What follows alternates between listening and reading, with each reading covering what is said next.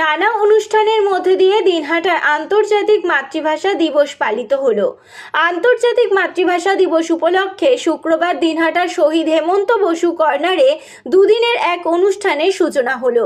উত্তরবঙ্গ চারুকলা সোসাইটির উদ্যোগে আয়োজিত দুদিনের এই অনুষ্ঠানের উদ্বোধন করেন উত্তরবঙ্গ উন্নয়ন মন্ত্রী উদয়ন গুহ। উপস্থিত ছিলেন দিনহাটা পুরসভার ভাইস চেয়ারম্যান সাবির সাহা চৌধুরী, ক্রীড়াবিদ চন্দন সেনগুপ্ত, শিক্ষক বিশ্বনাথ দেব, সংস্থার কর্ণধার রথীন্দ্রনাথ সাহা প্রমুখ।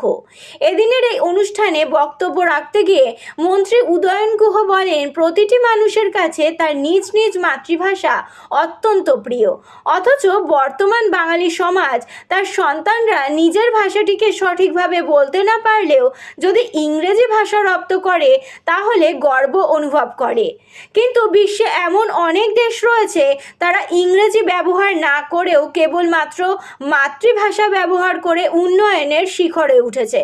কাজেই নিজের ভাষার প্রতি সকলের ভালোবাসা থাকতে হবে। এদিন শহীদ হেমন্ত বসু কর্নারে বিভিন্ন বয়সের ছাত্রছাত্রীদের বসে আঁকো প্রতিযোগিতা ছাড়াও বিশেষ চিত্র কর্মশালা ও চিত্র প্রদর্শনী অনুষ্ঠান অনুষ্ঠিত হয়। উত্তরবঙ্গ চারুকলা সোসাইটির উদ্যোগে আন্তর্জাতিক মাতৃভাষা দিবস উপলক্ষে স্থানীয় হেমন্ত বসু কর্নারে 21 এবং 22 ফেব্রুয়ারি দুদিনব্যাপী চিত্র প্রদর্শনী, চিত্র কর্মশালা আমাদের কর্মসূচি নেওয়া হয়েছে। সেই সাথে কর্মসূচি নেওয়া হয়েছে 21 ফেব্রুয়ারি আন্তর্জাতিক ভাষা দিবসে ছোট ছোট শিশুদের বসে আঁকো প্রতিযোগিতা। এই প্রতিযোগিতা হয়ে যাওয়ার পর প্রত্যেক প্রতিযোগীকে আমরা স্মারক তুলে দিলাম, অমর একুশের স্মারক। এবং আগামীকাল এই প্রতিযোগিতায় 5টা বিভাগ ছিল, সেই 5টি বিভাগের থেকে 15 জন সেরা শিল্পীকে আমরা আগামীকাল বিকাল 3টায় পুরস্কার তুলে দেবো, সেরা সম্মানের পুরস্কার।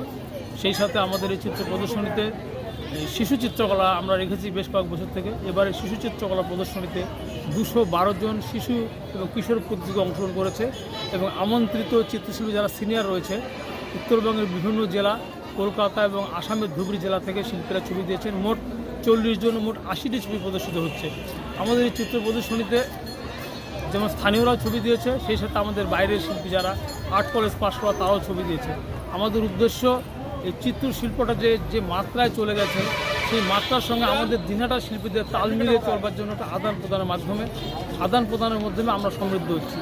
সবচেয়ে একটা অত্যন্ত গুরুত্বপূর্ণ বিষয় এবারের যে বসে আঁকো প্রতিযোগিতা অনুষ্ঠিত হলো সেটার বিষয় আমরা আগে থেকে জানাইনি। প্রতিযোগীরা এখানে উপস্থিত হওয়ার পর আমরা বিভিন্ন বিষয় রেখেছিলাম, সেই বিষয়গুলো নিয়ে লটারি অনুষ্ঠিত হয়। লটারির মধ্য থেকে যে লটারির যে বিষয়টি উঠে আসে সেই বিষয়টাই তারা ছবি আঁকে।